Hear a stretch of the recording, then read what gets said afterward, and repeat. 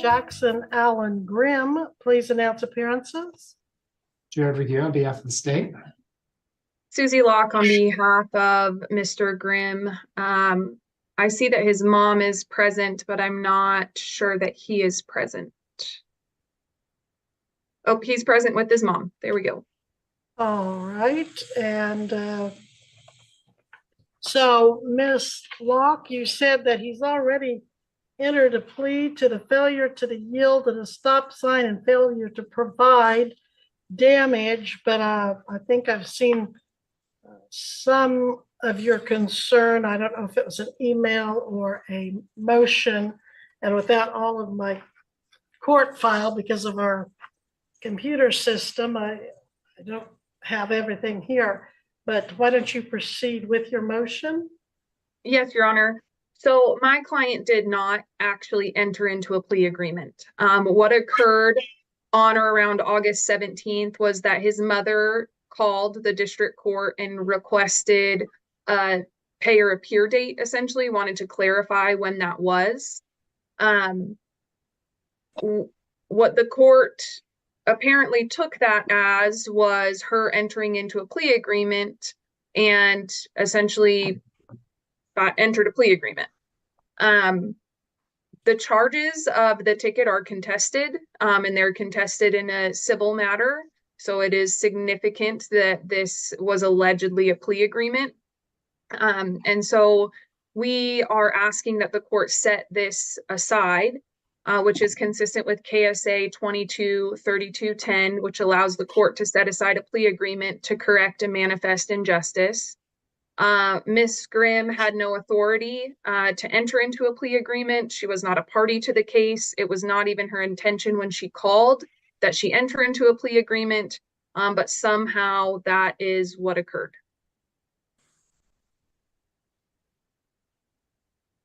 When you say the court, was it actually the judge, or was it someone in the clerk's office? My understanding is that she had a conversation with someone in the clerk's office. Correct. And failure to provide the DMV with change of address or name within 10 days, isn't that an A misdemeanor?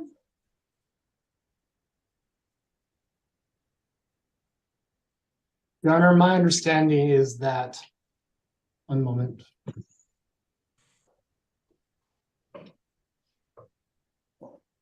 Your Honor, my understanding is that a violation of KSA 8248 is an unclassified misdemeanor. In any event, my understanding is that the matter is set for evidentiary hearing, and while Ms. Locke does appear to make certain allegations in the motion, my understanding is that there have not been any facts entered into evidence consistent with those allegations.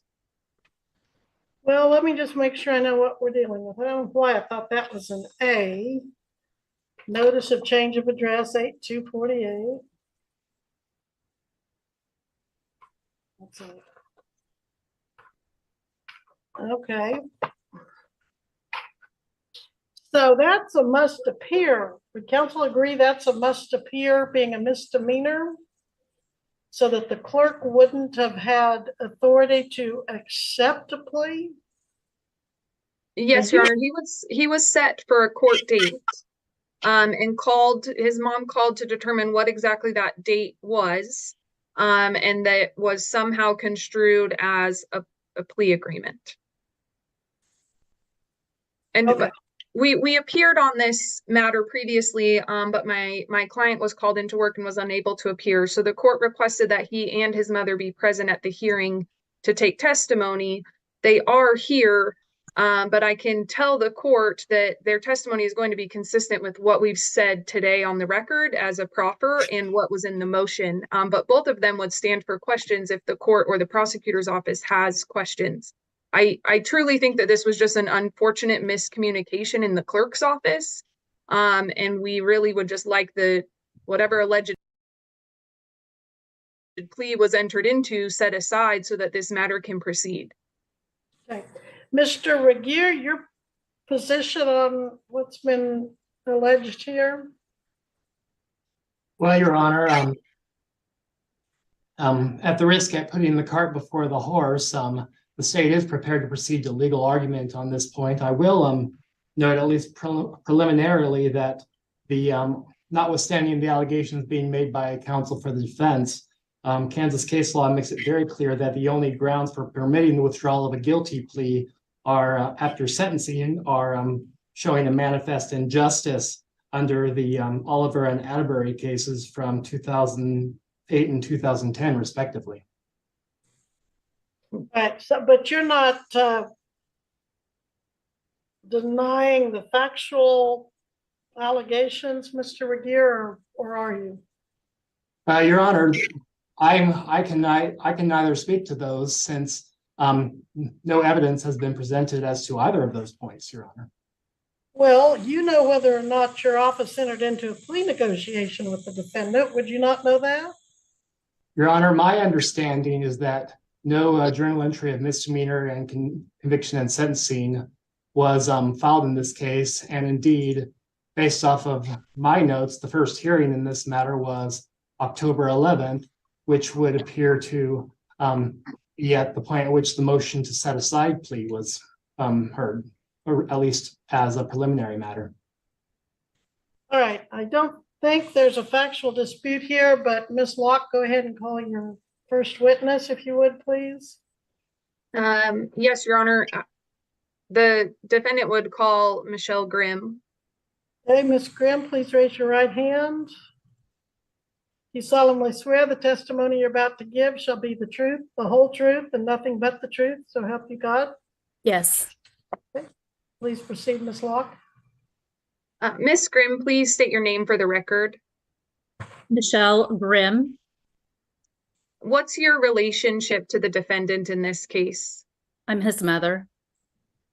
Ms. Grimm, did you have reason to call the Butler County Judicial Center on or around August 17th, 2023? I did. I was calling to get information on the ticket and to find out what our next steps needed to be. And as a result of that phone call, what did you understand the next steps to be? That we either needed to ask for a 30-day extension, or request a court date. And what did you do at the end of that phone call?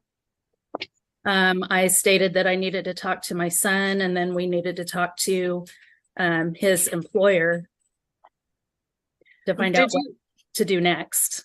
Did you learn anything after your phone call with the clerk's office that caused you to question what they told you on that day? Yes, I actually did. I called back and I can't remember exactly. I think it was I had asked for that we wanted to go ahead with the extension because they told me if we didn't do that, then there would be a warrant for his arrest based on no payment. So I said, well, that's what we wanted to do. And then when I called back, I learned that that was not done for us. And at that time, did you understand that some sort of disposition had been entered on the case, meaning that something had happened in the case to show that your son agreed to the charges? No. Okay. Did you have authority from your son to enter into any agreement related to how the charges would, whether or not the charges would be accepted by Jackson Grimm? No, I just was getting information for him since he couldn't call from work. Okay. Your Honor, I don't have any additional questions for this witness. Mr. Regier, cross-examination. Just one question, Your Honor. Did you execute, and when you allegedly contacted the clerk's office, did you execute any written documents? No. No further questions, Your Honor. Redirect. Nothing, Your Honor. Your next witness then, Ms. Locke. The defendant calls Jackson Allen Grimm. Are you Jackson? Yes. Please raise your right hand. You solemnly swear the testimony you're about to give shall be the truth, the whole truth, and nothing but the truth. So help you God. Yes. Thank you. Please proceed, Ms. Locke. Mr. Grimm, did you provide your mother authority to enter into a plea agreement? I did not. Did you enter into a plea agreement? I did not. Have you ever had any conversations with the prosecutor's office in Butler County, Kansas? No, I never called them. Did you file a no contest plea to the charges in this case? I don't think I filed any plea. Are you asking the court to set aside whatever alleged plea was entered into? Yes. Are you asking the court to set this matter for a control hearing so that it can proceed to trial on the allegations made in the ticket? Yes. No further questions for this witness, Your Honor. Mr. Regier, cross-examination. Did you execute any written documents of any kind during the course of this matter? No. No further questions, Your Honor. Mr. Grimm, how old are you? I am 20. And your mom's not a lawyer, or is she? All right, thank you. Ms. Locke, further evidence? Nothing further from the defendant, Your Honor. I will state that I have never seen a document that was executed by my client that would be a no contest statement. I have not been provided anything that would demonstrate that he, in fact, entered into any sort of agreement with the prosecutor's office, only the statement that such a plea had been entered into. Very well. So Ms. Locke is apparently resting this motion's evidentiary portion. Mr. Regier, any evidence from the state? None from the state, Your Honor. All right, any arguments, Ms. Locke?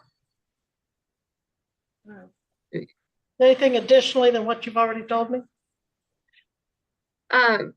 Your Honor, Mr. Regier cited some case law earlier, suggesting that the plea could only be set aside for manifest injustice. However, Mr. Regier does not have a signed plea agreement with my client. It doesn't appear that this court ever took a plea on these charges. So we feel like it is manifest injustice to just enter into a plea saying that someone pled no contest to a ticket, which in fact they do contest. And it's clear from the record today that neither my client nor his mother intended that to occur or ever believed that that had occurred. So we are asking the court to set aside the no contest to the ticket and allow this matter to proceed forward. Thank you. Mr. Regier, now do you have any argument? Yes, Your Honor, if the court will permit me. Certainly, go ahead.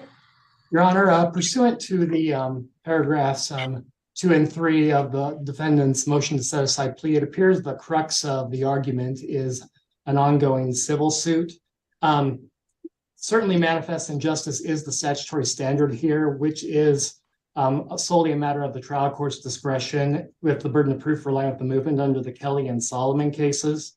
As previously indicated under State v. Oliver and State v. Atterbury, the only grounds for permitting the withdrawal of a guilty plea after sentencing is manifest injustice.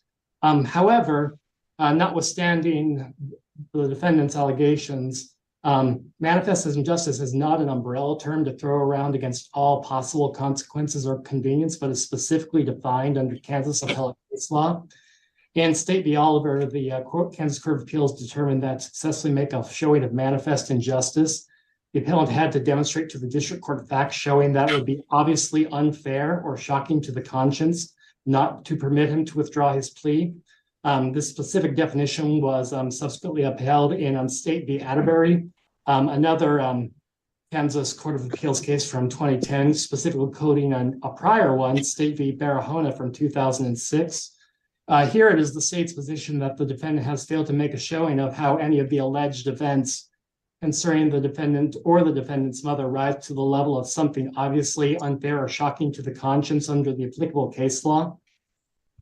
Not only has the the resolution of traffic of a case is prior to the time specified in the notice of appeal by payment in any matter accepted by the court, been specifically authorized by the Kansas legislature under KSA 82118 subsection B.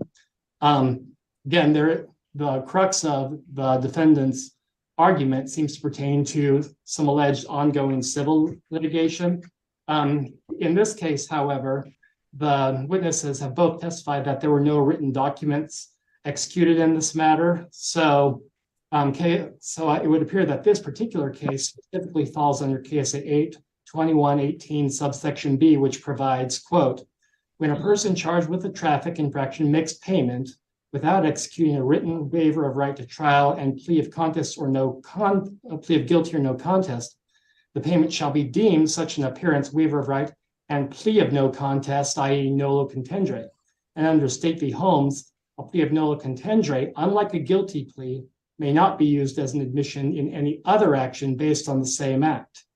Accordingly, it is the state's position that the arguments raised by the defendant in the motion to set aside plea and here today concerning the alleged civil litigation do not rise to the level of obvious unfairness and shocking the conscience required for a finding of manifest injustice and consequently the withdrawal of a plea after sentencing. And for those reasons, the state respectfully moves to the court to deny the motion to set aside plea. Your Honor, may I respond? Please. Mr. Regier cites significant case law that relates to an individual entering into a plea agreement. My client testified here today, and so did his mom, that he never did that. He never consented to a plea agreement. And any sort of payment of a fine was done by his mother after hearing from the court that a warrant would be out for her child's arrest. She didn't have the authority to enter into a plea agreement, as stated by her on the record. And my client stated very clearly that he did not give her that authority, nor did he have that intention. So while I appreciate Mr. Regier's statement of the law, to take and not set aside a plea agreement that was never entered into by the party that is subject to the plea seems like manifest injustice. So we are asking the court to set aside the plea, whatever that happened to be, and allow this matter to proceed to a control hearing. And we don't believe that the state in any way is setting a precedent or would otherwise have any sort of disruption to their normal course of business by allowing this young man to defend his case. Well, I think that we could clearly draw a distinction between the defendant taking it upon himself to pay the charges and costs and his mother doing it, particularly if she did not have his authority. I would have liked to have heard the clerk's position on this, but I didn't. So with what the evidence before me tells me, and without controversy, is that the mother paid the ticket unbeknownst to the juvenile. The tickets being for fail to yield at a stop or yield sign and failing to provide the DMV with change of address or name within 10 days. The first one being an infraction and the second one being a misdemeanor. As Mr. Regier pointed out, there was an injury crash according to the notes of the officer on the ticket. And that does seem to be some motivation in the motion today. But for a third party, even if that third party is related to a defendant, to be able to go in and pay a ticket for someone without someone's authority certainly seems shocking to this court's conscience, and to not allow the pleas to be set aside would amount to a manifest injustice. Now, again, had he done that himself, I would say, you're bound by that. But he didn't, someone else did. He's 20 years old. He's an adult. He should be thinking for himself and taking care of his business.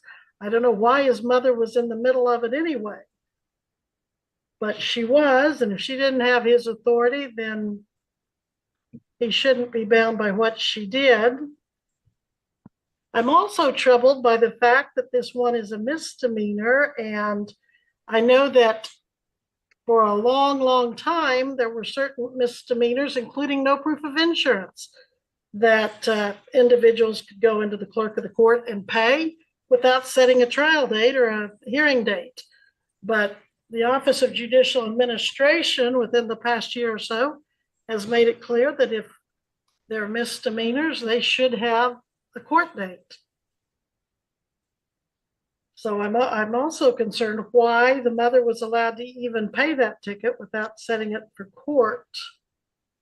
Nevertheless, at this time, I do find manifest injustice exists to set aside the plea to both of these tickets and proceed to put them on the docket at this time for further disposition or hearing. Is your client wanting a trial on these tickets, Ms. Locke? Your Honor, we asked the court to set it for a control hearing so that I can have further conversation with the prosecutor's office related to the tickets. All right, do you want to do that on a Monday morning when we usually have these types of cases with attorneys? Yeah, I have no objection to that, Your Honor. All right. Ashley, do you have something on a Monday morning short of March 20th? Or March 10th, isn't it? I don't know what the Mondays look like before March the 11th. That was the date that I was given. Oh, is that what we were using, was March 11th? Yes. Oh, it's used for 10th. All right, we're going to set this for 9 a.m. on March 11th for status or control. And then at that time, I'll either expect some type of disposition or trial setting so that we can move these charges along. Anything else we need to address? I would expect Ms. Locke to journalize today's findings. Yes, Your Honor, nothing from the defendant. Anything further from the state, Mr. Regier? Nothing from the state, Your Honor. All right, we will be in recess.